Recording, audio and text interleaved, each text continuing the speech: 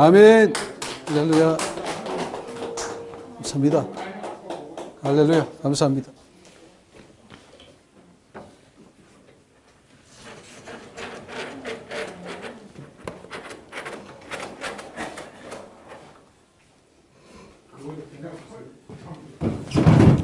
조심하시오.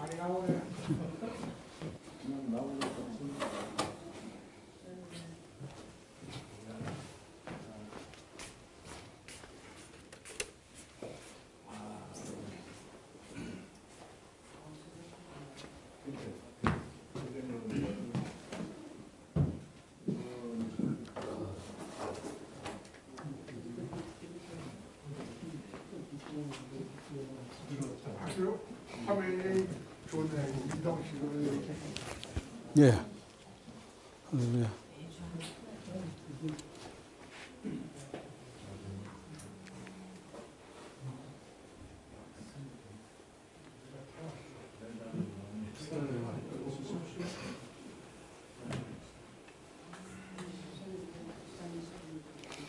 계속하겠습니다. 다니엘의 정치 참여를 한번 보겠습니다. 다니엘은 선지자이면서 동시에 정치가였습니다.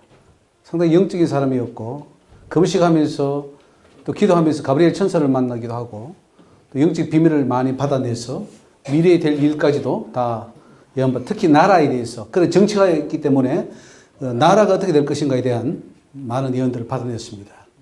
동시에 다니엘은 훌륭한 정치가였는데 바벨론 박사들이 풀지 못하는 많은 문제들을 풀어내므로써 왕에게 신뢰를 얻었습니다. 그리고 바벨론이라는 나라에 포로로 끌려가서 최고의 자리에 앉은 사람이었고 신앙 문제와 정치 문제가 충돌할 때 그는 신앙을 택했습니다. 느부갓네살만 아니라 다리오 왕도 3대죠. 그러니까 바벨론, 메데, 파사, 페르시아 3개국 동안에 계속해서 총리를 했던 아주 전무후무한 그런 정치가였습니다. 그래서 하나님 일도 정말 잘하고 정치도 정말 잘했던 가장 이상적인 모델이 바로 다니엘이라 할 수 있습니다. 이제 신약으로 넘어와서 예수님의 제자인 시몬이 있는데 이 시몬은 어떤 사람인가? 열심당원 출신입니다. 예수님 당시에 로마 정권에 항거했던 정치 단체가 있었습니다. 유대. 그게 바로 열심당이었는데 로마로부터 독립하는 게 목적이었고요. 그렇죠. 하지만 그 전쟁에서 2,000여 명이 유대인들이 전사하기도 합니다.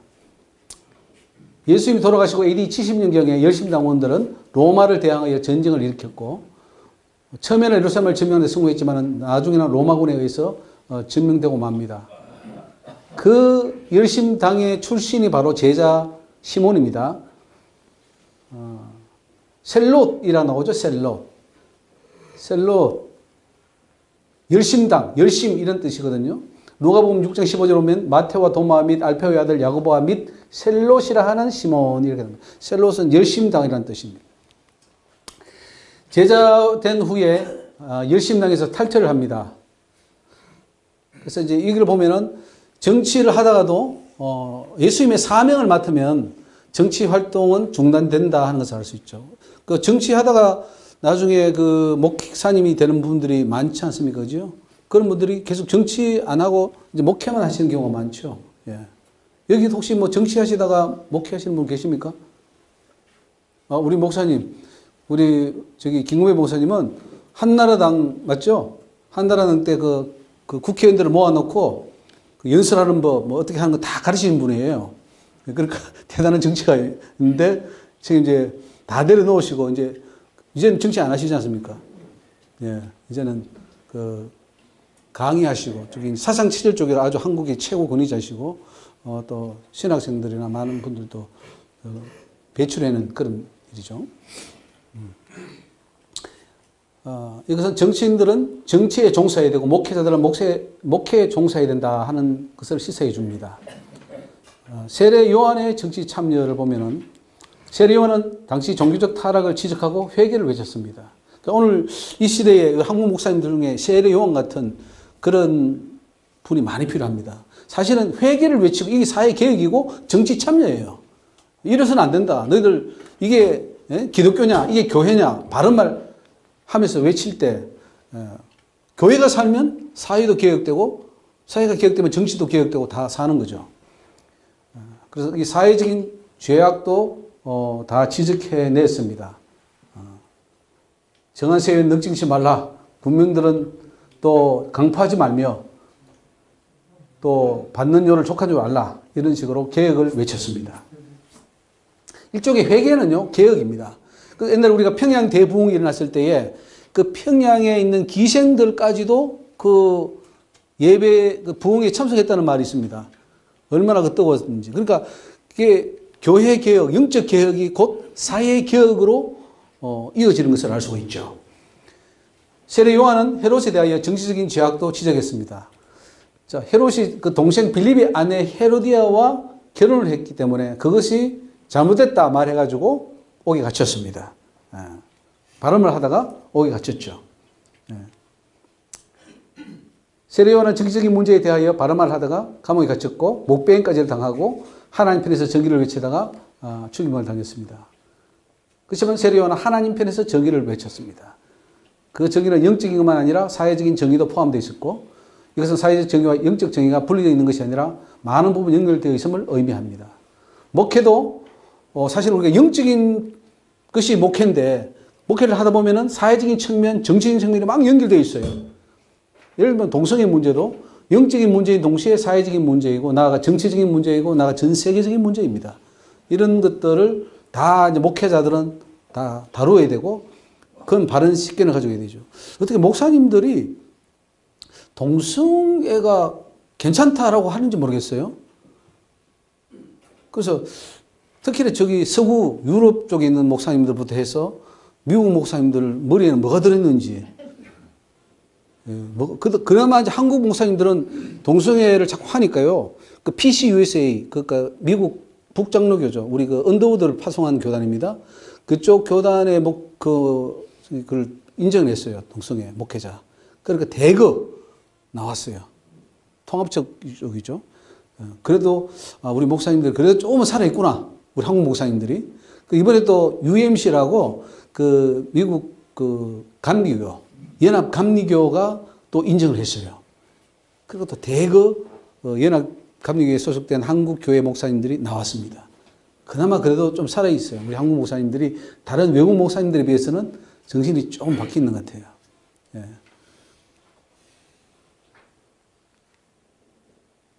그래서 목회자들은 영적인 문제와 사회적이고 정치적인 문제와 미묘하게 연결되어 있는 부분을 잘 알아내서 그 부분을 잘 다루어야 됩니다. 대통령이나 정당의 지도자들이 동성애에 찬성을 한다면 목사로서 그것을 영적인 시각에서 보면서도 사회적이고 정치적인 시각에서 보고 비판하고 바른 말하고 해야 되죠. 우리 제일 앞에 있는 우리 정 목사님이 아주 동성애 반대에 아마 한국에서 두 문제가 서러울 정도로 반대 운동을 하시는 분이에요. 맨날 신문사 들고 막 외치고 서명도 많이 받고 그러셨는데 예수님의 정치 참여는 한번 봅시다. 예수님은 어떤 정치관을 가지고 계셨나요? 당시 로마 제국이 지배하던 시대적 상황에서 철저히 정치와 거리를 두셨습니다. 가이사의 것은 가이사에게, 하나님의 것은 하나님에게 바치라. 이렇게 함으로써 그렇다고 가이사의 것을 인정하지 않은 게 아닙니다. 가이사 세상 나라도 인정을 했습니다. 그러나 또 하나님 나라는 하나님 나라대로 또 인정을 했죠. 그리고 정치적 메시아를 기대했습니다. 이스라엘 백성들은 그 당시에 이 정치적 메시아, 즉 로마로부터 독립시켜서 우리가 정말 옛날에 번영했던 다윗 솔로몬 때 그 번영을 다시 회복하고 뭐 이런 것들을 기대했는데 메시아가 그런 걸 할 줄 알았는데 메시아로 온 분이 보니까 그런 건 안 하고 맨날 뭐 회개하라 그러고 심령이 가는 자는 복 있다 그러고 뭐 지옥 간다 그러고 이래야 천국 간다 그러고 이런 말만 하니까 이 사람들은 이 정치적 메시아의 그 기대에서 빗나갔던 거죠. 그래서 예수님은 보세요. 와서 자기를 억지로 잡아서 임금을 삼으려는 줄 아시고 혼자 산으로 도망갔습니다. 예수님이 정치하라니까 도망가 버렸어요. 예. 예.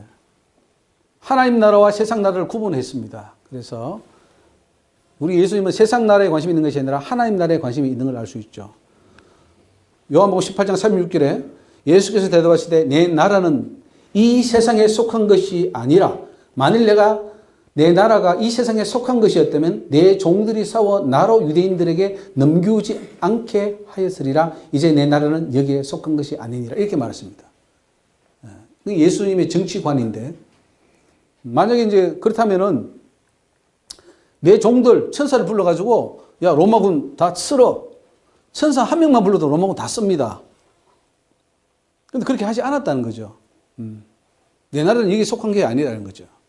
얼마든지 할 수는 있는데 안 하신 거죠. 우리 같았으면 주님 빨리 이 로마군 천사 파송해서 로마군 좀 빨리 썰어버리고 우리 좀 독립하게 해주십시오.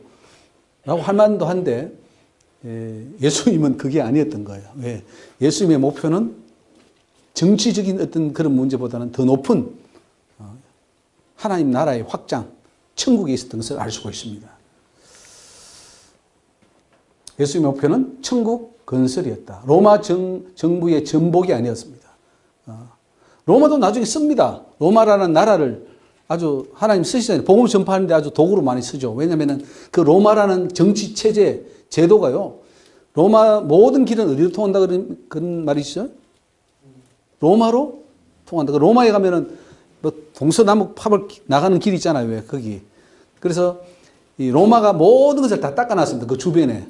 그래서 바울이 그 전도할 때 너무 쉬웠어요. 모든 길을 다 닦아놓고 체제를 만들어 놓기 때문에 그 복음 전파하는 사람들에게 굉장히 유리했어요. 그래서 로마를 전복시키지 않고 오히려 로마라는 나라를 이용을 했다는 것을 알 수 있습니다. 예. 또 헬라라는 나라, 알렉산더 대왕이 헬라 제국을 건설하고 그 헬라어를 퍼뜨렸었거든요. 그러니까 헬라어가 공통어예요. 만약에 유대어로 히브리어로 된 거나 이렇게 됐으면은 너무나 국한적인 사람만 알기 때문에 복음이 전파되기 어려운데 다 헬라어를 쓰니까 헬라어로 성경을 기록하고 헬라어로 복음 전파하니까 확 퍼져나갈 수 있는 그런 또 터전도 되셨죠. 그래서 세상 나라도 하나님이 쓰시는구나 하는 것을 알 수가 있습니다. 그러므로 목회자들은 이러한 예수님의 뜻을 따라 천국 백성 양성하는 일이 제1순위다. 맞습니까? 제1순위는 천국 백성 만들어야 된다. 정치 시큰 했는데 열심히 애국운동 했는데 지옥에 뚝 떨어지면 뭐합니까? 아무 소용없어요. 애국운동을 하더라도 천국 가도록 해야지. 예. 그래서 애국운동보다 하나님 나라 세우는 운동에 주력하라. 애국이 믿음은 아니지 않습니까? 애국운동 하는 사람 많아요. 불교, 천주교, 유교 많아요. 그 중에 이제 우리 기독교도 애국운동을 하죠.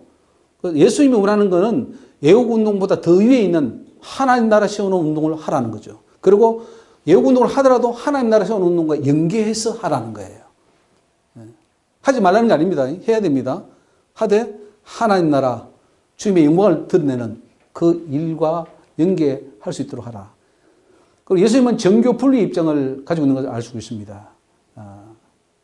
그죠? 정교 분리죠.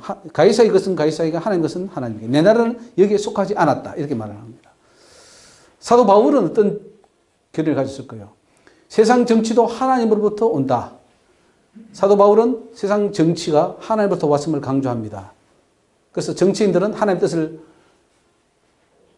받드는 자다. 이렇게 하는 거죠. 이게 로마서 14장 말씀인데 각 사람은 위에 있는 권세들에게 굴복하라. 이거 굉장히 심각한 말입니다. 이게. 이 한 구절이 뭘 말합니까? 권세들에게 굴복하라. 정부에 순복하라는 거죠. 정부 정권에. 그러면은 부정한 정권에 우리는 굴복해야 된다. 이렇게 저 말이 맞다면 하게 되거든요. 어떻습니까? 부정한 방법으로 혹은 뭐 전두환에게 굴복해라. 문재인에게 굴복해라. 뭐 이렇게 할 수 있나요, 우리가? 어떻습니까? 이 말이 맞다면 해야 되잖아요. 권세들에게 굴복하라고 했으니까. 올바른 권세지, 올바른 권세. 올바른 권세일 경우에 한해서만 저렇게 하다 이런 거예요? 근데 여기 앞에는 조건 없는데? 로마라는 그 나라도 엄청난 많은 그 약소국가를 정복한 나라거든요. 그 라틴계. 근데 그 나라도 사실은 정당성으로 보면은 어때요? 근데 하긴 그런 말도 있어. 우리나라 문재인이 세운 것도 이 과정을 한번 거쳐야 되기 때문에 온 거다 그런 사람도 있긴 있어. 그건 자기 해석이에요. 하나님이 그렇게 자기 하신 거예요. 해석이지. 자기 해석이지. 기도 안 해서 그런 게 된 거예요? 아니면은 뭐 하나님 뜻이라서 그런 거예요? 하나님 기도 안 해서 그런. 그렇죠. 우리 목사님 정확히 아십니다. 역시. 예.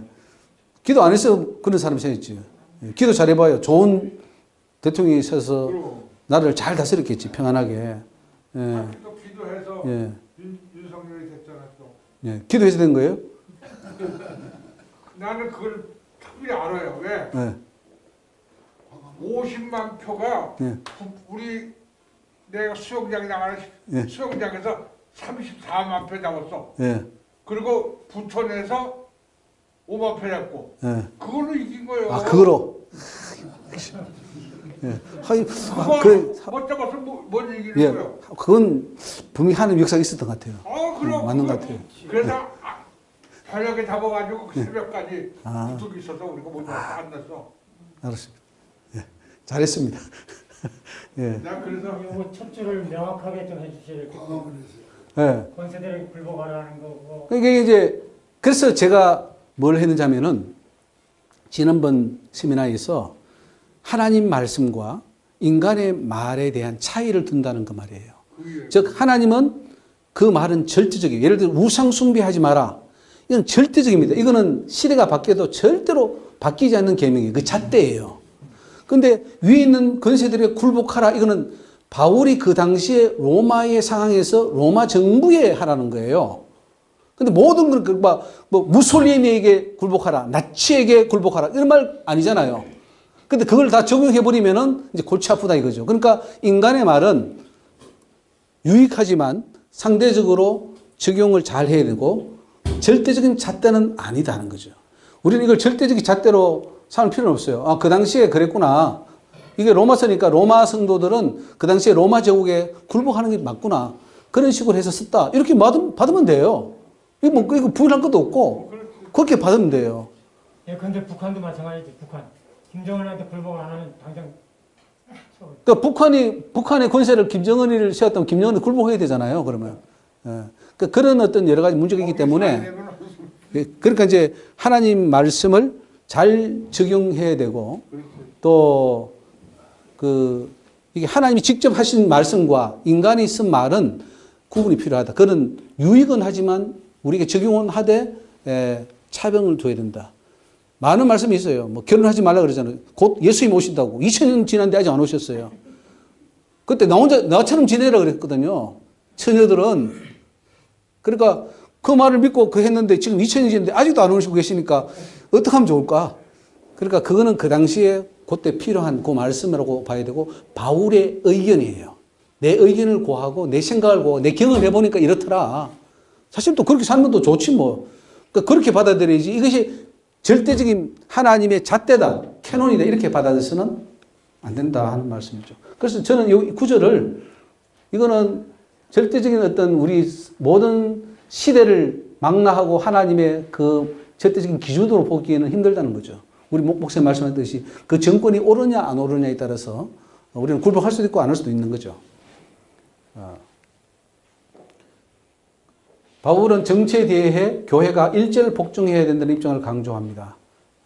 공세를 바칠 자에게 공세를 주고 국세를 받을 자에게 국세를 바치고 그러면 우리가 일제의 치하에 식민지화 됐는데 그때 17가지인가의 조공을 받아갔어요. 우리 아버지가 그러는데 처음에 와가지고 뭐 녹그릇 가져가고 그 다음에 가져가는 팥, 보리, 쌀 뭐 나중에는 산에 가서 송진을 끌고 그랬대요. 송진을 끌어서 송진까지 다 끌고 갔대요. 17가지를 뺏어갔대요. 일본이. 공세를 바쳐야 돼요?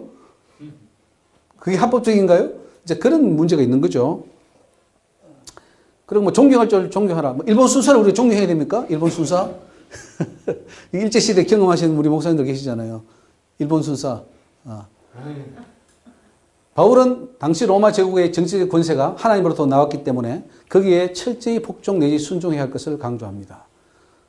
중국의 한 목회자가 그래요. 제가 이제 중국에서 강의할 때 이런 말을 해요. 한 교회 그 여자 설교자인데 우리는 성경에 보면은 다 권세에게 복종하기 때문에 우리는 그 공산당에게 복종해야 돼요. 이제 이렇게 말을 하는 거예요. 공산당에게 복종을 해야 된대요. 그래서 이 성경 구절을 잘못 인용하는구나 하는 생각이 들죠. 중국 공산당에 복종하면은 결국 중국 공산당이 하나님이거든요. 그래서 바울의 말은 모든 나라에 모든 시대에 적용하는 것은 문제가 따른다 하는 것이죠. 부정한 정권이나 하나님을 대적하는 권력에도 복종하라는 말이 되기 때문입니다. 그래서 로마서 말씀은 그 정권이 민주적이고 신앙을 온전히 보장해 줄 때 가능한 말이고요. 기독교를 핍박하거나 말살하는 정권하에서는 이 말씀을 적용해서는 안 될 것입니다. 이제 보세요. 이제 로마 황제 핍박 시리가 나오는데 네로 황제가 이제 핍박을 합니다. 200년간에 걸쳐서 기독교를 박해하는데 로마를 불태우고 말이죠. 기독교인들을 불태워가지고 네로 황제가 정원을 밝힐 정도로 그렇게 이 성도들을 불태워 죽였습니다. 자, 그때 바울도 베드로도 순교했다고 그러는데 이런 정권에 우리는 순종해야 되고 그 권세를 하나님께 왔다고 인정해야 됩니까? 두 번째 박해는 도미티안 황제 치하 때인데 이 주로 로마하고 소아시아 지방인데 황제에게 절하지 않는다. 황제를 신으로 말했거든요, 그때. 그래서 그때 로마의 클레멘트라든가 요한이 이 밤모섬으로 유배를 가고 하는데 세 번째 박해 트라이안, 네 번째 하드리안, 기독교인에 대하여 거짓 증거하는 자도 처벌했습니다. 그리고 다섯 번째 박해가 마르쿠스 아우레스, 이 황제를 굉장히 좋아했거든요. 이 사람이 이 수상집이 너무 좋아가지고 스토아 철학자거든요. 이 사람이 아주 좋아했는데 보니까 기독교를 엄청 박해했더라고요. 이 자연재해가 기독교 때문이다. 그래 그때 죽은 사람이 저스틴이라든가 포티누스 이런 분들이 다 순교를 당했습니다. 여섯 번째 박해가 세베르스 황제 때 기독교의 개종을 금지시켰습니다. 일곱 번째 박해 막시미누스라는 황제입니다. 기독교 성직자를 처형하라. 여덟 번째가 데키우스 황제. 황제를 신으로 섬기고 다른 신에게 경배하는 것을 기독교를 박멸하려고 했습니다. 아홉 번째 발레리안. 기독교인의 재산을 다 압수하고 집회를 금지했습니다. 그때 오리겐, 키프리안 이런 사람들이 죽었고요. 열 번째 박해가 최악의 박해식인데 교회를 무너뜨리고 성경을 불태우고 모든 기독교인의 권리를 정지시켰습니다. 자, 이런 박해가 올 때 이런 정부에 대해서 우리가 어떻게 해야 되느냐? 뭐 순교를 당하든지 카타콤에 숨어 지내든지 둘 중에 하나를 해야 되겠습니다. 로마 황제 핍박하에서 목회자는 정치 참여가 허락되지 않을 뿐 아니라 목숨까지 내놓지 않으면 불가능한 일이었고 이런 정부에 우리는 굴복할 수 없죠. 도망을 가든지 저항을 하든지 둘 중.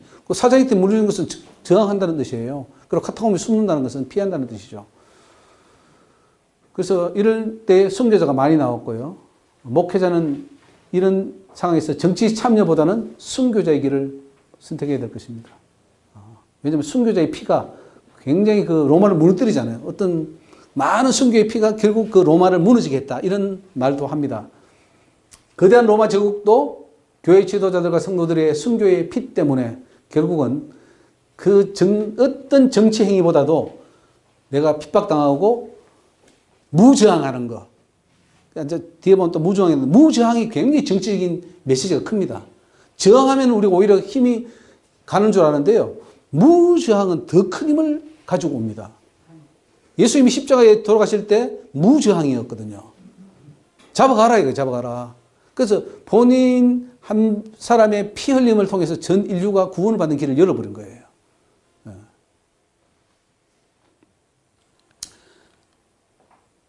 이제 기독교가 공인이 됩니다. 313년에 되면은 기독교가 공인이 되고 교회 지도자들이 정치에 대거 참여하게 돼요. 그래서 그 미니스트라는 말은 장관이라는 뜻이 되기도 하지만은 이거는 성직자라는 뜻이 돼요. 그러니까 장관이 성직자를 겸임했던 그런 시대예요. 그만큼 파워 있었던 거예요.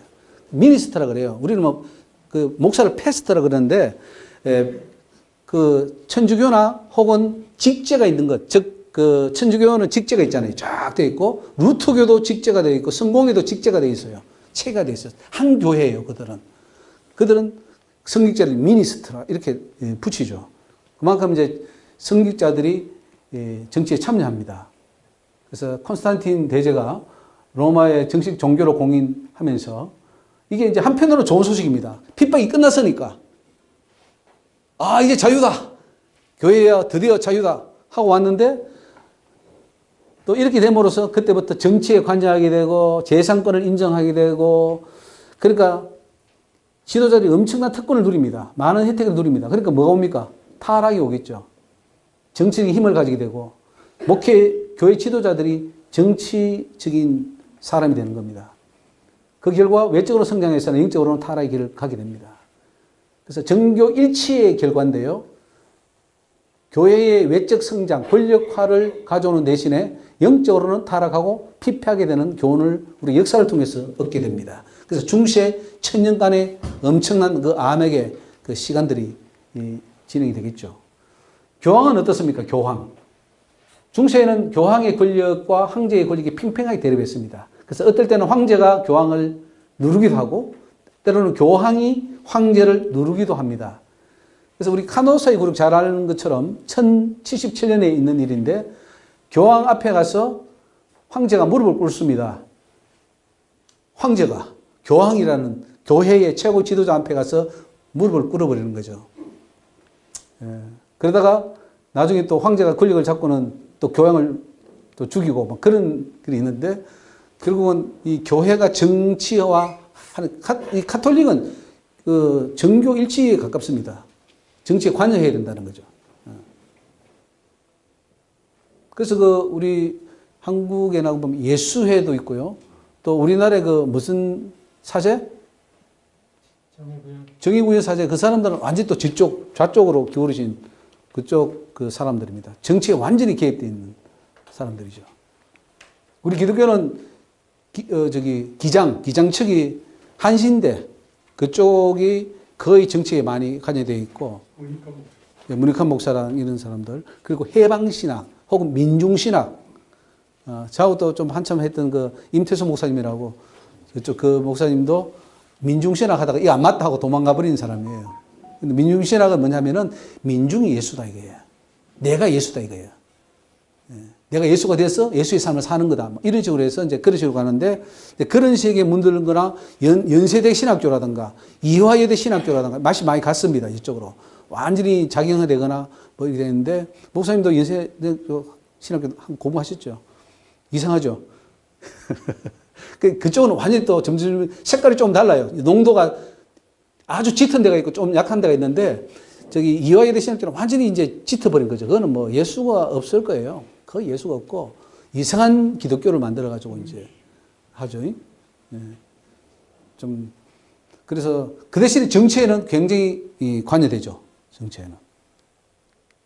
칼빈은 어떻습니까? 칼빈은 기독교가 사회, 정치, 경제, 문화 모든 면에 영향을 미쳐야 된다고 하는 생각을 가지고 있었습니다. 그러면서도 정교 분리 원칙을 주장했는데 그래서 그 전통을 이어받은 장로교는 정교 분리를 고수해 왔습니다. 세속 정부의 권력과 종교는 서로 분리되어야 된다 하는 입장이죠. 그러나 그는 실제로 제네바에 가서 시장이 되고요. 또 그 다스리면서 자기가 신정 정치를 실현했습니다. 그래서 정교 일치의 시도를 했습니다. 좀 모순적이죠. 그래서 칼빈은 자신의 교리에 반대되는 자들에 대해서 감옥에 가두거나 화형이나 극형에 처하기도 했습니다. 그래서 자기의 이론에 조금이라도 반하거나 혹은 좀 죄를 짓는 경우에는 엄청난 그런 벌을 가했죠. 그래서 신정직지, 즉 하나님이 원하는 도시를 건설해야 된다. 지금 한국에 성시화 운동을 합니까? 들어보셨습니까? 성시화 운동. 도시를 성스럽게 한다 해서 뭐 여기 뭐 만들어서 하는데 성시화 운동은 또 정교 일치의 한 부분이라고 볼 수가 있겠습니다. 자, 히틀러 치하에서는 어떠냐? 이 히틀러는 가톨릭 신자입니다. 천주교 사제들은 히틀러 시대에 그 충성을 명시합니다. 가톨릭이 나치에게 충성하겠다고 그럽니다. 나치 치하에서의 가톨릭은 히틀러 정권을 정당화하고 충성하는 도구로 전락했습니다.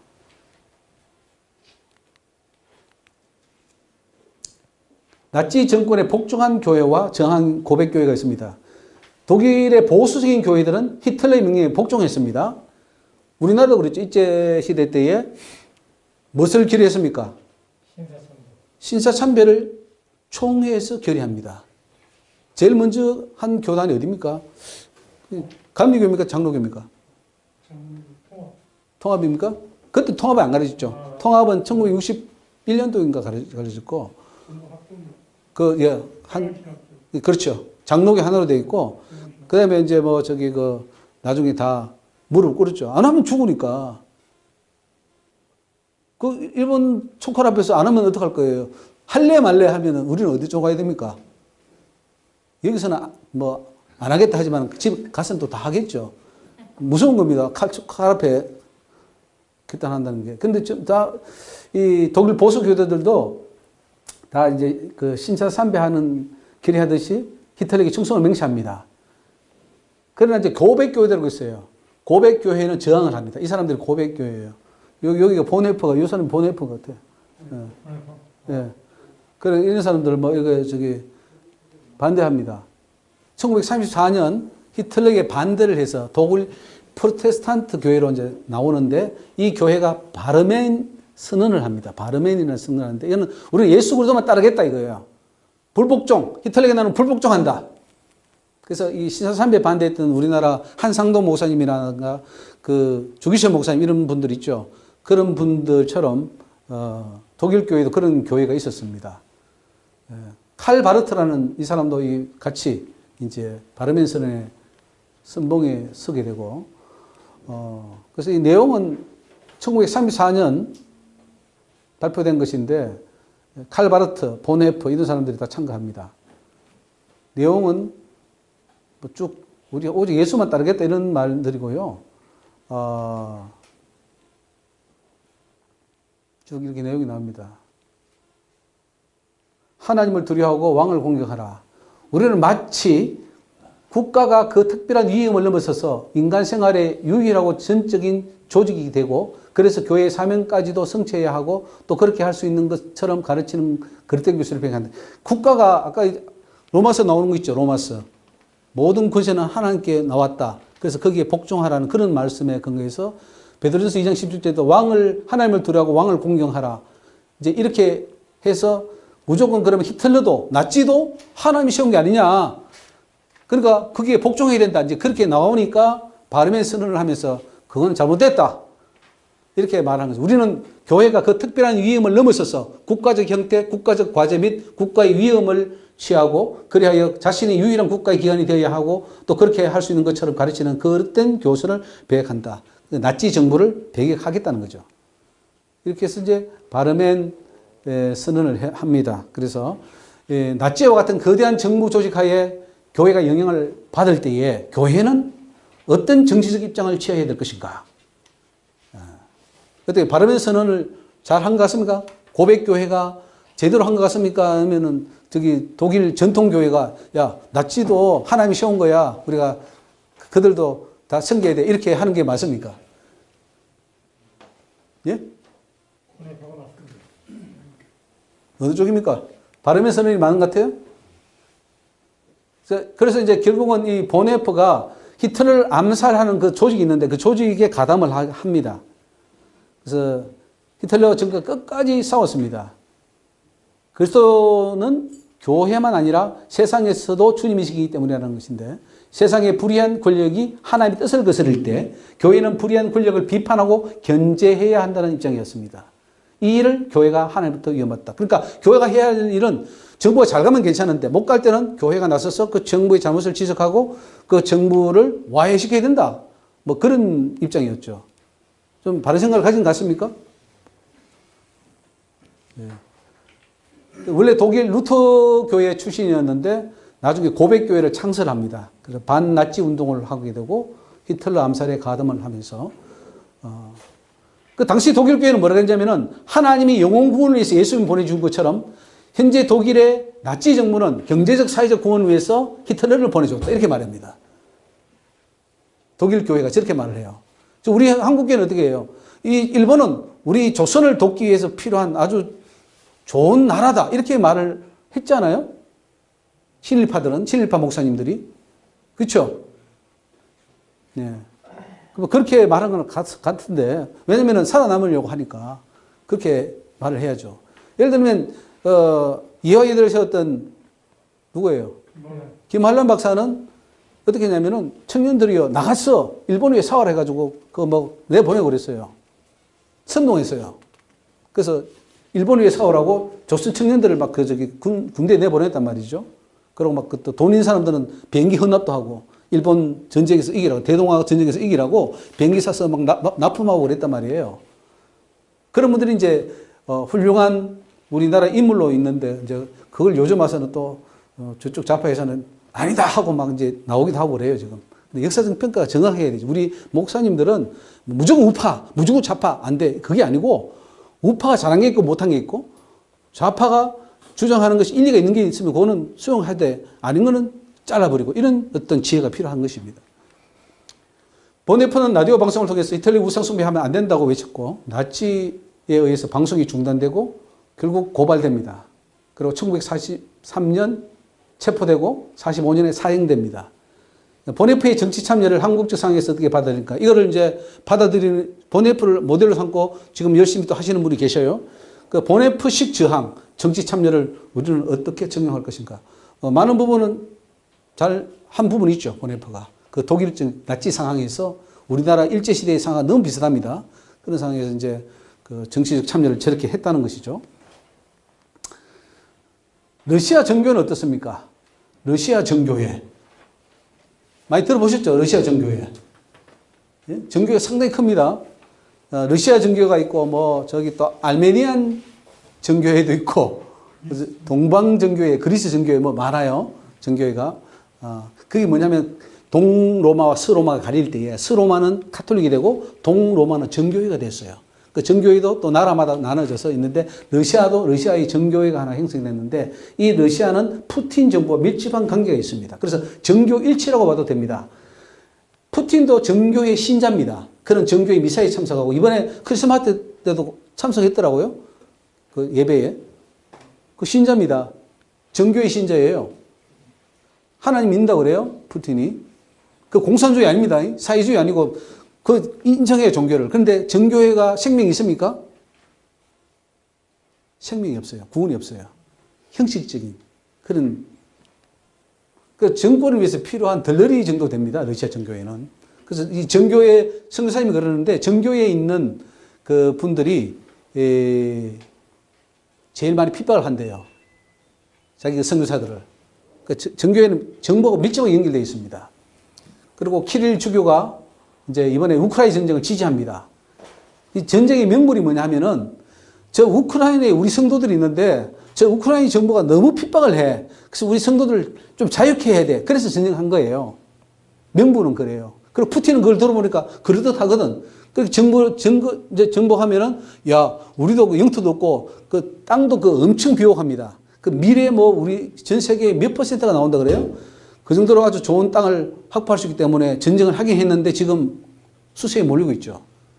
미국도 도와주고 전 세계 도와주니까 지금 푸틴이 아마 질 가능성이 많이 높습니다. 그래서 이 주교들이 전쟁을 지지하고 그래서 우크라이나 사제들은 분노해가지고 우리는 분리하겠다 해서 러시아 정교로부터 분리 독립선언을 합니다.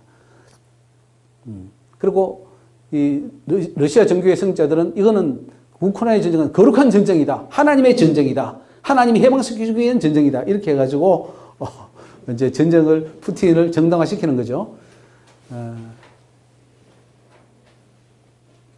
종교를 위한 전쟁인데 어떻게 보면은 러시아 정교회와 푸틴 정권은 악어와 악어의 관계로 볼 수도 있습니다. 서로 이익을 서로 취하기 위한 건데 이런 것을 보면서 우리 목회자들은 그러면 어떻게 판단해야 될까? 우리 한국에도 보면은 어떤 목사님들이 정권에 딱 붙어가지고 거기서 뭔가를 얻어내려고 하는 자기 이익을 채우려고 하는 그런 것이 많아요. 그런 목사님들 주변에 있죠? 알죠? 그건 안 된다는 거죠. 저런 식으로 가서는. 중국의 삼자교회는 중국엔 5개의 종교를 허용하는데 그 중에 하나가 불교, 유교, 또 천주교, 하나가 도교인가 뭐 하여튼 그러니까 기독교하고 5개인데 이 중국 삼자교회는 WCC에 가입되어 있습니다. 북한도 WCC에 가입되어 있을 거예요. 봉수교회도. 그러니까 공산권인데 이 WCC가 문제가 많습니다. 근데 그 WCC에 누가 있냐면 우리 한국의 통합처, 감리교, 등등등 이렇게 좀 많이 되어 있습니다. WCC는 문제가 많죠. 공산정부 조직 안에 이제 그 삼자교회 들어가 있고요. 공산당의 하부기관입니다. 공산당의 말을 절대로 들어야 되고, 당이 지시를 하면은 그걸 들어야 된다는 조건으로 그 교회가 허용되는 겁니다. 그리고 공산정권을 긍정하고 따르면서 신앙적이고 신학적인 응답과 정당성을 찾기 위해서 만들어진 것이 삼자교회다. 공산당 정권을 위해서. 그래서 삼자교회는요, 중국 공산당의 노선과 국가의 관계가 일치해야 됩니다. 그 국가가 정한 대로 안 가면은 삼자교회는 생명이 끝나는 거예요. 결국 삼자교회는 하나님을 위한 존재가 아닌 뭐예요? 공산당을 위한 교회다. 이러한 삼자교회에 목회하는 목사님들, 중국 공산당이 어떤 입장을 취해야 되는가? 또 우리는 이런 삼자교회에 어떻게 평가할 것인가 하는 문제가 있습니다. 그리고 지하교회인데요. 지하교회는 엄청난 핍박이 있죠. 지금도 인정하지 않습니다. 정부에서는. 때로는 폐쇄하기도 하고. 제가 오랫동안 그 지하교회에 선교를 많이 하고 또 저기 신학생들을 가르치고 지도자들을 많이 양성하는 일을 이제 가담을 했다 할 수 있는데, 쉬쉬하면서 엄청나게 또 그 작전을 하면서 많이 돌아다녔던 그 세월들이 기억납니다. 근데 대부분 문제하면 그쪽에 들어간 신앙이 지하교회는 또 칼빈주의 신앙이 들어가 있어요. 그래서 그것도 골치 아파요. 그리고 미신적인 신앙도 많고 또 자기들 나름대로 만드는 이상한 또 신앙이 많아서 뭐 삼자교회는 삼자교회대로의 그 문제가 있고 지하교회는 지하교회대로의 문제가 다 문제가 있어요. 그리고 지하교회 지도자들은 공산정부를 불신합니다. 같은 영토 안에 살지만은 법망을 최대한 피하면서 자기들 나름대로의 그런 신앙을 유지하면서 살아갑니다.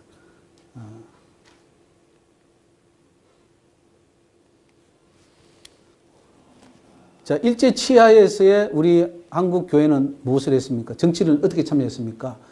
일본 제국주의에 맞서서 저항하는 힘이 교회에서 나왔다고 해도 과언이 아닌데 독립운동 했죠. 3.1운동. 신사참배 그 대신 결의했습니다.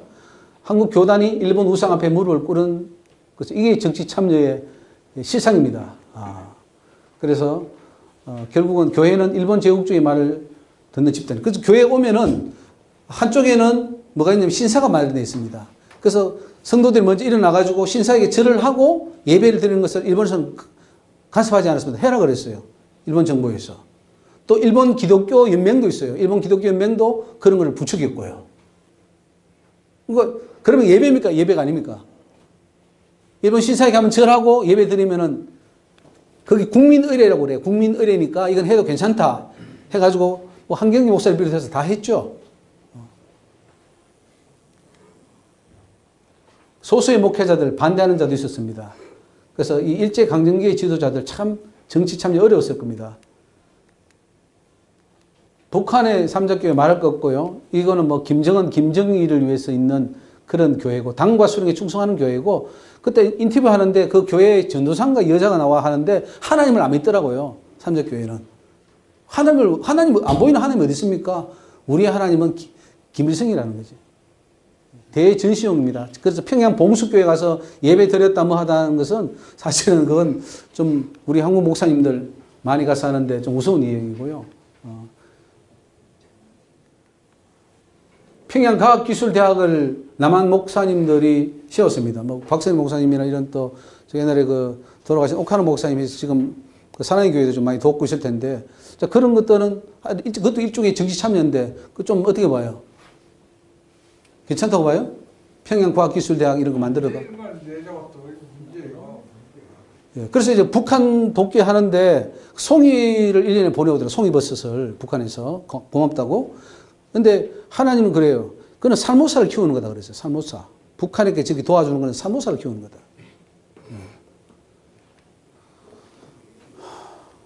박정희 군사 하에서 쿠데타가 이제 성경에도 쿠데타가 많이 일어났는데 이 쿠데타를 어떻게 볼 거냐. 여로보암도 쿠데타를 일으켜서 왕조가 됐잖아요. 하나님 시켰습니다. 그럼 5.16은 혁명인가 쿠데타인가? 어디입니까? 혁명 쪽입니까? 쿠데타 쪽입니까? 네. 혁명이라고 하는 분도 계시고 또 쿠데타라고 하는 분도 계시고 좀 나뉘죠. 중요한 것은 목회자들이 그것을 어떻게 볼 것인가 하는 관점입니다.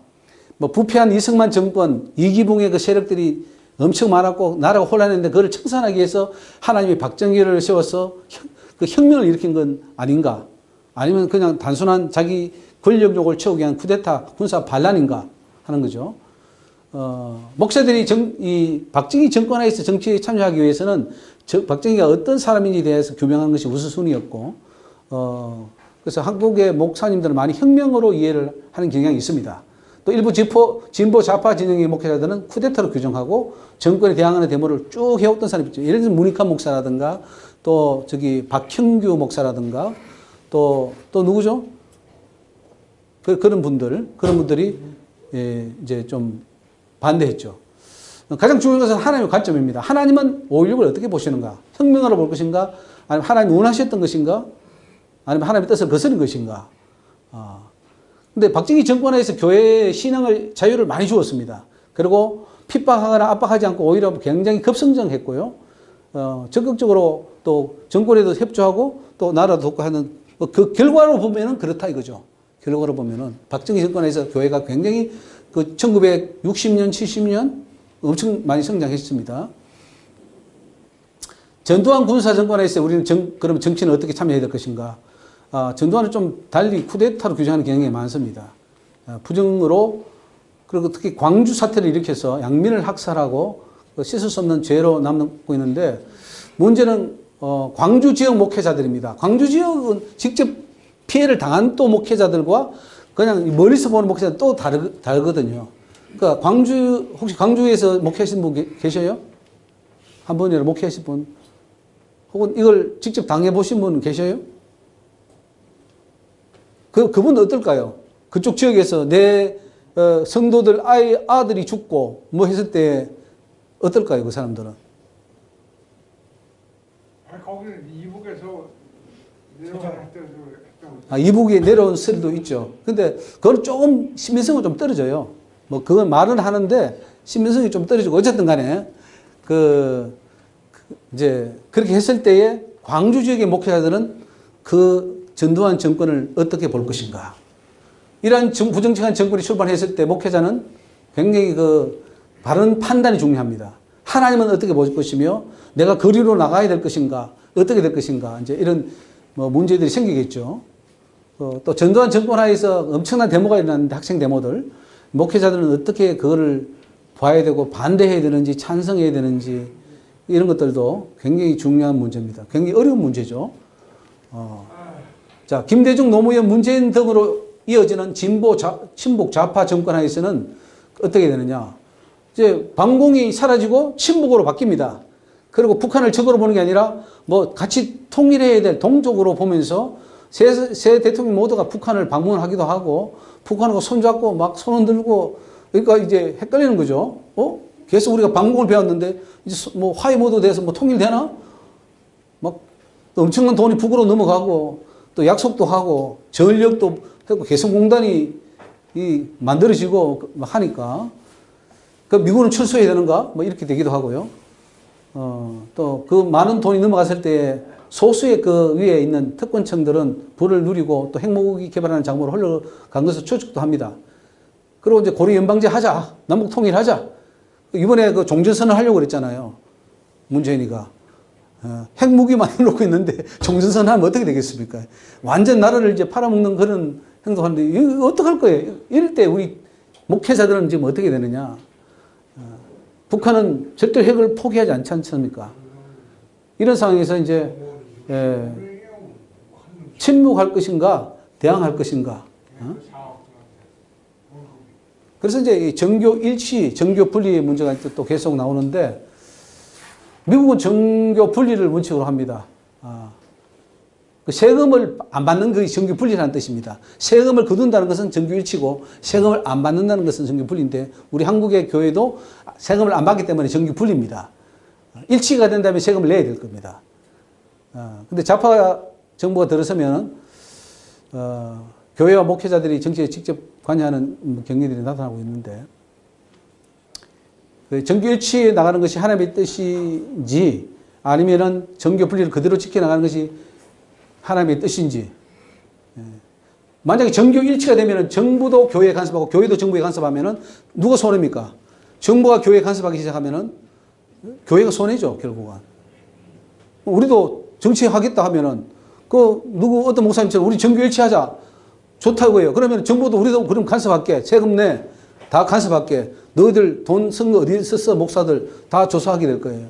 그 정교 일치는 우리가 손해를 볼 거예요. 김진호 목사는 뉴라이트 운동을 해서 전국적 조직체로 해야 되는데 결국 여기는 뭐 나중에 보면은 불교 성들도 가서 뭐 불교 뉴라이트 만들고 있어요. 그러니까 이게 굉장히 그 종교 다원주의로 가버렸어요. 열심히 했는데 우파 운동을 하긴 했는데 나중에 종교 다원주의로 가버렸어요. 이명박 정권을 탄생했겠다. 뭐 자기가 그렇게 1등 공신이라고 말을 하기도 하는데 뭐 어떻습니까? 장로 대통령 만들어냈는데 이건 정말 잘한 것인지 또 이명박 대통령이 감옥에 갔어요. 그러면 뭐 이건 또 뉴라이트 운동은 제대로 좀 잘한 것 같아요. 혹시 여기 뭐 뉴라이트 운동 가입했던 분이 계십니까? 그러면 또 어떻게 봐야 될 거예요? 앞으로 또 제2의 김준호 같은 목회자가 나와서 뉴라이트 운동 같은 걸 해서 뭐 나라를 어떻게 된다면 또 우리는 그에 가입해서 뭘 또 해야 됩니까? 박근혜 대통령 탄핵 때는 우리 목회자들은 어디 있었습니까? 홍정길 이사장은 박근혜 탄핵 소추안 가기를 환영한다고 했고 다 그렇게 한다고 했는데 지금 돌이켜보면요. 잘한 것 같습니까? 아니, 그게 사실이라 치고, 박근혜가 그렇게 했는 거 제가 사실이라 치고, 탄핵이 돼버린 것은 잘 된 거예요? 탄핵할 만한 건이 되는가요? 그런데 문제는 탄핵 후에가 문제예요. 문재인 좌파가 들었었단 말이에요. 문재인 좌파가 들어서 이 나라 전체를 흔들어 버렸어요. 그러면은 이 문제는 박근혜가 만든 죄보다도 수십 배 더 위험한 일이고, 박근혜는 좀 도둑이면 문재인은 대도둑 아닙니까? 그러면 북한은 그냥 북한에다가 나라를 통째로 갖다 먹어버리는 이게 문제가 생기기 때문에 아니 예를 들면 먹었다 쳐더라도 그러니까 좀 도둑을 치면 뭐 했잖아요. 그 말도 타고 그 개 돈도 좀 주고 그랬잖아요. 그러니까 그렇다 치더라도 그 기업들한테 돈 받아가지고 무슨 재단 설립했다 하더라도 그게 한 몇백억인가 되죠. 치더라도, 그게 문제예요? 아니면은 좌파가 들어서 이제 나라를 망쳐버린 게 문제예요?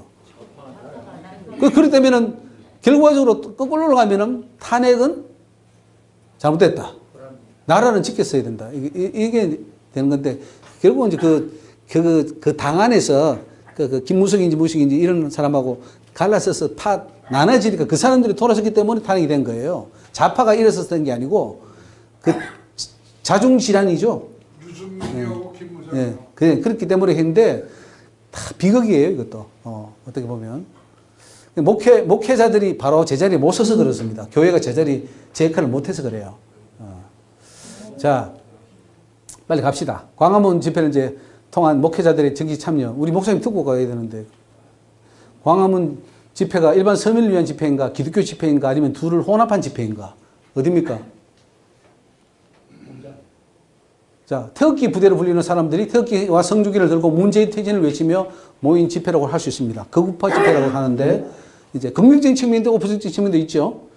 기독교 예배도 드리면서 동시에 국민의례도 거행합니다. 많은 정치인들이 연사로 나서기도 하고, 기독교 유명 인물, 천주교, 불교, 각계각층의 우파 진영 사람들이 연사로 나서기도 하는데, 또 기독교를 중심으로 정당을 창당하고 그 이름으로 모이기도 합니다만은, 이게 성도들의 모임인 동시에 정치적 목적을 가진 이 정당의 모임이 되면 이제 애매한 모임으로 보이게 되죠.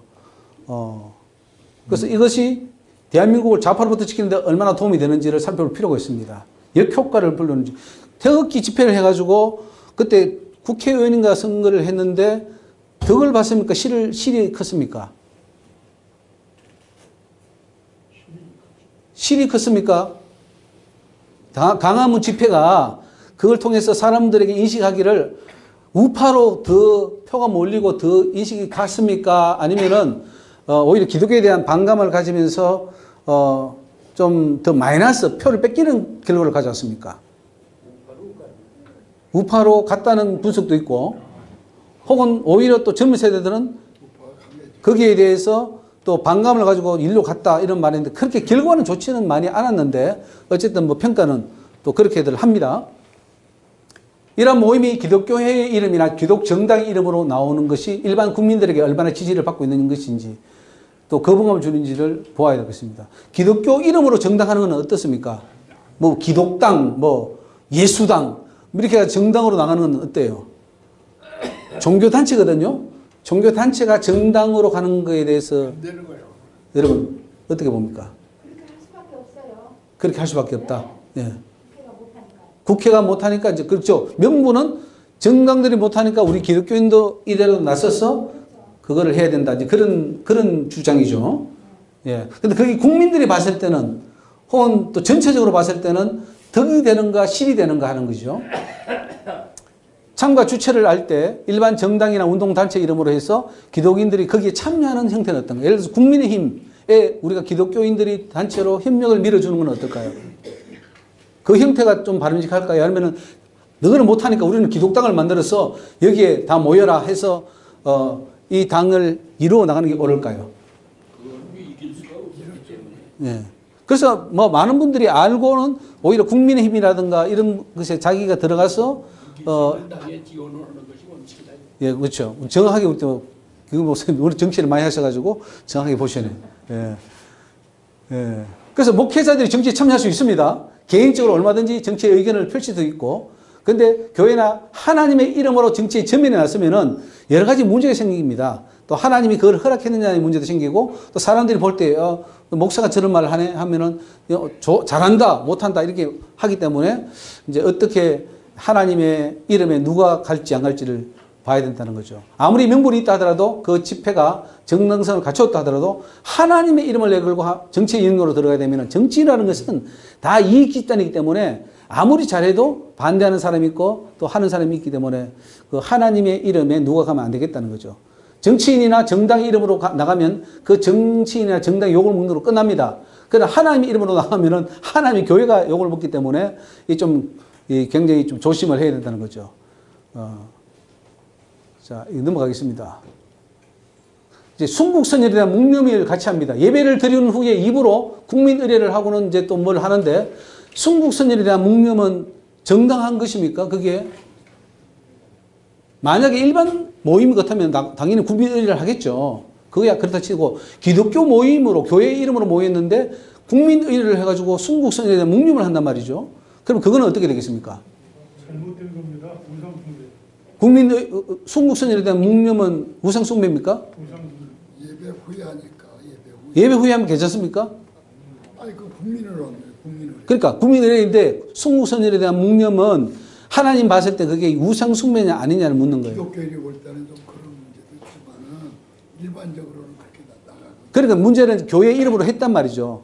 교회 당, 뭐 기독당으로 하든지 교회 이름으로 했는데 거기에 국민의례를 해버립니다.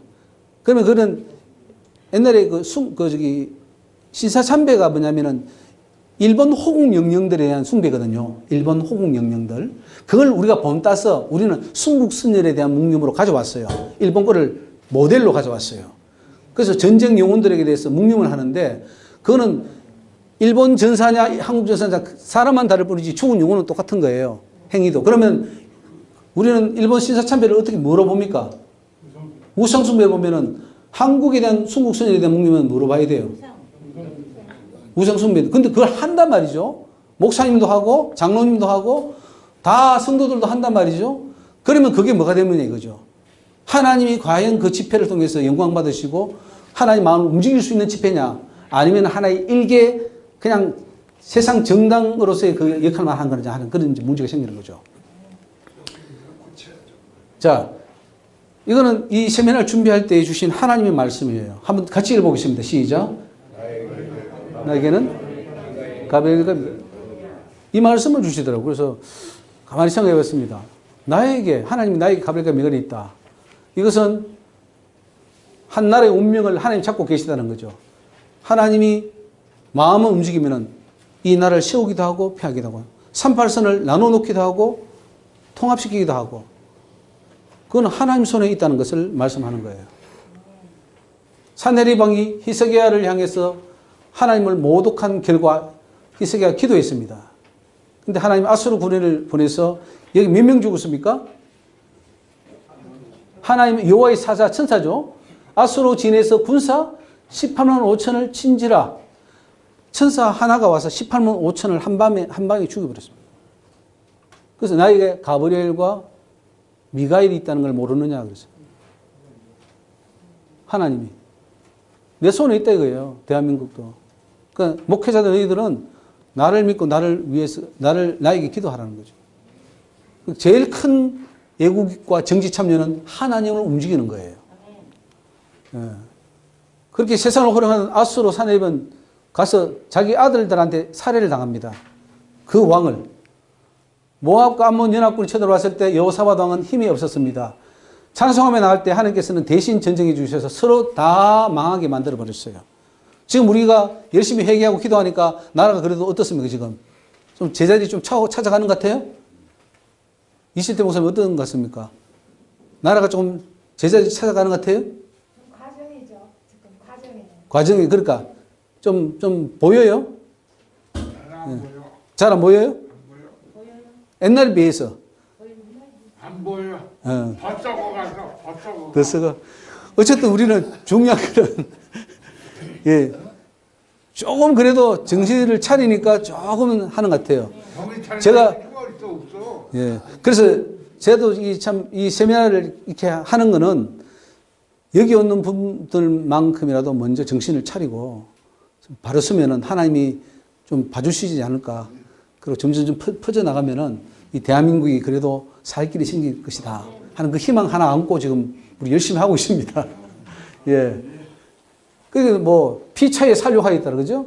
하나님 하십니다. 천사 미가엘을 통해서 하나님이 나를 도와 그들을 대적하는 자는 너희 곧 미가엘 뿐이니라. 미가엘 천사가 나오고요. 또 여기 보면은 천사 그죠? 여보스 사람 아리노의 타작마당에 나오는 그 천사가 이제 사람을 치는 것도 나오고 보네프가 히틀러를 암살하고 안 해도 하나님이 히틀러 스스로가 뭐예요? 자살하게 만들어줬어요. 자살하게 만들었어요. 예.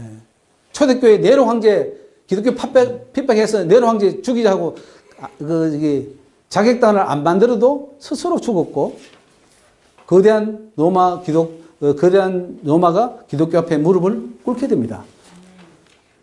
문재인을 탄핵하려고 열렬히 나서지 않아도 골방에 기도하는 주의 종들이 있어요. 그 기도를 듣고 그 권좌에서 내려오고 정권을 바꿔주지 않습니까? 하나님이 하시는 걸 볼 수 있죠. 아람 군대가 뭐 해도 아까 도단성 불말과 불병거로 하나님이 지켜주시고 또 하나님은 중국을 바벨론이라고 하셨고 러시아를 아수르로 하셨습니다. 그래서 하나님께서 바벨론이 교만할 때 그 나라를 무너뜨리시고 아수르 교만할 때 그 나라를 하나님이 다 멸망시켰습니다. 그래서 나라의 흥망성쇠는 하나님의 손에 있더라. 다니엘서 4장 17절 유명한 말씀 있죠? 그래서 지극히 높으신 자가 인간 나라를 다스리시며 자기의 뜻대로 그것을 누구에게든지 주시며 또 지극히 천한 자로 그 위에 세우시는 천한 자도 세워서 왕 만들어버려요. 그게 하나님이라는 거죠.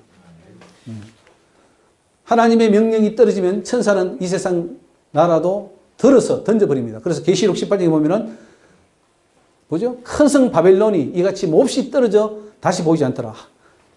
나가사키에 핵폭탄 떨어지는 거 이것도 보면은 하나님 불바다 만들으니까 손들잖아요. 그 당시에 일본을 누가 이겼습니까? 그런데 하루아침에 손들게 만들어요. 그거 불 떨어진 거 봤습니다. 저기 옛날에 보면은 그 죽으면 죽으리라 그 책 쓴 사람 있죠? 안희숙. 그분도 그 일본에 갔을 때 불 떨어진 거 봤대요. 그러니까 하나님이 벌써 그 핵을 준비한 거죠.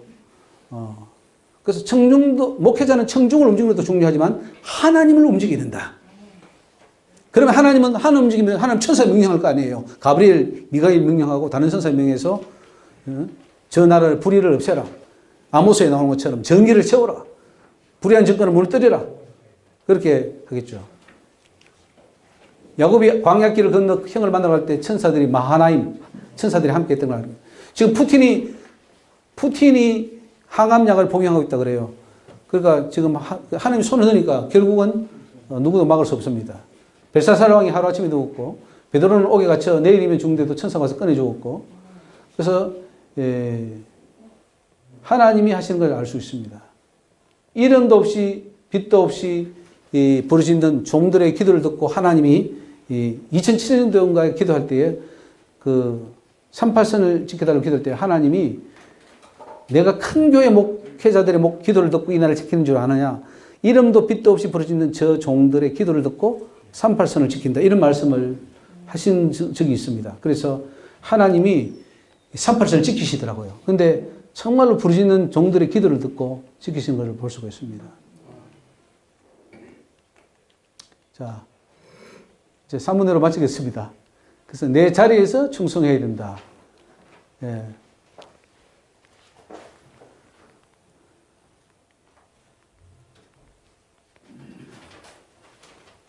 참여 방법입니다. 직접 참여할 수 있는 방법이 있습니다. 투표 열심히 하십시오. 정치, 또 정신 계몽을 통해서 다른 사람들을 깨우치는 게 정치 참여고, 또 요즘 SNS가 발전됐기 때문에 SNS를 통해서, 유튜브를 통해서 내 의견을 피력함으로써 정치에 참여할 수 있고, 그 다음에 정치 지도자들을 움직이는 방법을 통해서, 여러분 뭐 지역구 의원이라든가 그 여러 정치인을 찾아가서 이렇게 하는 방법이 있습니다. 신문 칼럼을 통해서도 참여할 수 있고, 기독교 정치인들을 내세워서 할 수도 있고요. 교회 교인들이 또 정치에 참여할 수 있도록 평화 시위해야 됩니다. 하나님께서 말씀해 주시는 이 중요한 부분인데요. 핵심입니다. 참여할 수 있다. 목사도 시위할 수 있다. 그런데 방법이 있다. 가서 절대로 욕하면 안 된다. 평화적으로 시위해라. 평화적으로. 그리고 모이고 기도하고 찬양해라. 절대 욕설하지 마라. 과격한 행동을 하지 마라. 이렇게 이건 직접 가르쳐 주시는 말씀이에요. 또 교회가 지자체 정부와 결연해서 하는 방법, 뭐 세례요한처럼 내가 정말 순국함으로써 하는 방법, 마틴 루터 킹처럼 무저항으로 정치에 참여하는 무저항이 중요합니다. 무저항이 더 큰 힘이 있죠. 그래서 기독교인은 정치에 참여하는 것이 맞다고 하나님 하셨어요. 뭐 불신자들에 맡겨놓으면, 문재인 좌파들에 맡기면 나라 어떻게 되겠습니까? 큰일 나죠. 그래서 우리가 나설 부분은 나서야 된다. 또 특히 사단도 정치를 이용하기 때문에 목회자가 방어를 해야 되기 때문에 정치에 들어가야 됩니다. 그래서 투표 권장을 하십시오. 그리고 평화적으로 나가야 되고, 화염병 폭력 시위 안 되고, 악 쓰는 방법 안 됩니다. 만약에 악을 쓰게 되면은 사단이 돌아버립니다. 그래서 사단이 주도해버리는 시위가 되기 때문에 안 돼요. 그래서 목회자는 절대로 욕설하면 안 됩니다. 욕하면 안 돼요. 어떤 분이 지금 욕하고 있죠. 욕하는 것 자체는 하나의 불법이에요. 사단이 들어붙어 버려요. 지옥 언어입니다. 욕설은 지옥이기 때문에 목사는 절대로 격동하는 행위나 말 조심해야 되고, 마틴 루터 킹처럼 이렇게 평화 시위하면 되고, 북을 치면 안 됩니다. 북은 사단을 절개끼기 전에 북 치면은, 꽹가리 치면은 사단이 다 돌아버립니다. 그래서 북 치지 말고 찬송을 부르고 비폭력적으로 이렇게 하면 되죠. 그래서 목사들이 반드시 국가를 흔드는 정부 정책이라든가, 교회 근간을 흔드는 정부 정책, 교회 예배를 방해하는 법들, 전도 선교를 방해하는 정책, 친북 작용으로 가는 정책, 이런 거 할 때는 목사가 나서야 됩니다. 동성애법 이런 거, 세금 문제로 교회를 폭정시키려고 할 때, 신앙의 자유를 뺐을 때, 정치인 부패할 때, 이럴 때는 목회자가 나서야 됩니다. 그래서 목회자의 가장 큰 무기는 기도다. 기도하면 뭐 서울시장도 동성애 그렇게 하다가 지금 스스로 자살해버리잖아요. 그러니까 뭐 기도하면 됩니다. 자, 결론입니다. 나는 어떻게 할 것인가? 사람은 뭐 좋든 싫든 다 정치에 참여하지 않을 수 없는 것이 현실이고, 목회자도 예의가 아닙니다. 투표를 성실히 하십시오. 우리 목회자는 100% 투표해서 정치에 영향을 끼쳐야 됩니다. 또 목회자는 성도들에게 바른 국가관 가치관을 심어줌으로써 그 성도들도 다 바르게 참여하게 함으로써 그것이 바로 정치를 하는 것이고요. 국가적 위기에 직면했을 때 기도와 더불어 거리로 나올 수도 있어야 됩니다. 정말 정부가 잘못할 때는 평화적 시위를 통해서 간디나 루터처럼 그렇게 시위하는 것은 하나님께서도 허락하신다는 사실이고요. 또 서명 같은 걸 통해서 정치에 참여해서, 이 서명은 굉장히 무서운 정치적 파워를 가집니다. SNS 여러분 많이 이용하시고, 또 카톡 뭐 이런 것들 많이 이용해서 정치에 영향을 끼시면 되고, 그 어떤 일이 있어도 우리는 자경으로 가서는 안 된다. 친북 정책 절대 안 된다. 막아야 된다. 그리고 30, 40대 돌이켜야 된다. 욕설 난무하는 집회에 참여하지 말고요. 폭력 사용하는 집회에 절대 참여하지 말고, 북치고 장구치는 시위에 가지 말고, 그래서 목회자들이 외국 시위에 갔다가요, 사단 들리는 경우를 많이 봅니다. 그래서 그렇게 하지 않도록 해야 됩니다. 나라를 위해서, 대통령을 위해서 기도해야 되고, 기독교 단체를 통해서도 가야 됩니다. 즉, 여기까지 왔습니다. 수고하셨습니다. 할렐루야. 네. 뭐 질문 하나만 받고 기도하고 마치죠. 질문 있으면 질문 받고. 어떻습니까? 내가 어떻게 정치에 참여해야 되겠다 하는 어떤 그런 관이 좀 이렇게 섭니까? 우리 목회자들은 이렇게 참여해야겠구나. 지금 광화문 집회가 이런 면에서는 잘 하지만 이건 심각한 문제가 있구나. 이렇게 판단을 해야 돼요. 그리고 내가 어떤 방법으로 어디에 쓸 것인가를 잘 알고 그렇게 해서 정치에 참여한다면은 하나님이 기뻐하시고 많은 열매를 맺게 될 줄 믿습니다. 제가 한번 기도하고 마치도록 하겠습니다. 할렐루야. 하나님 감사합니다. 오늘도 저희들을 사랑하여 주시고 불러주심을 감사합니다. 이 세면을 통하여 하나님 우리가 목회자로서 이 나라를 걱정하고 나라를 세우고 바른 정치를 할 수 있도록 하나님 저희들에게 지혜와 총명을 허락하여 주시옵소서. 하나님 다니엘처럼 요셉처럼 아버지 하나님이 우리가 정말로 예레미야처럼 이사야처럼 많은 정치인들을 바로 세우게 하여 주시고 아버지 이 한국이 바로 세워지고 하나님 나라를 건설하는 복된 나라가 되게 하여 주시옵소서. 아버지여 북한의 친북 좌파 정권이 무너가게 하시고 정말로 하나님을 경외하는 지도자들이 바로 서서 하나님 나라를 확장시키고 교회를 바로 세우고 국민들을 바른 길로 부강한 길로 인도하는 정치인들이 나오게 하여 주시고 앞으로 총선과 대선에서 정말로 좋은 정치인들이 많이 나올 수 있도록 인도하시며 이제 우리가 각자가 돌아가서 많은 아버지와 백성들에게 진리를 바로 외치고 바로 애국운동할 수 있도록 인도하여 주시옵소서.